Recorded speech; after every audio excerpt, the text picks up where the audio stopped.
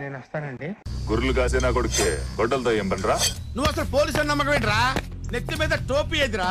రండి సార్, యాడికి పోతారు? బయట పట్టుకుందాం.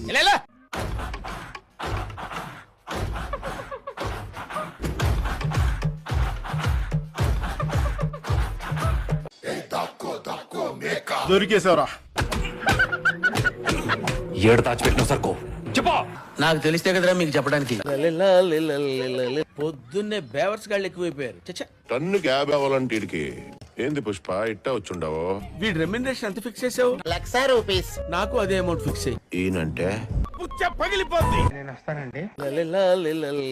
అనవసరంగా వదిలేసినాం బావా, వేసేసి ఉండాల్సింది.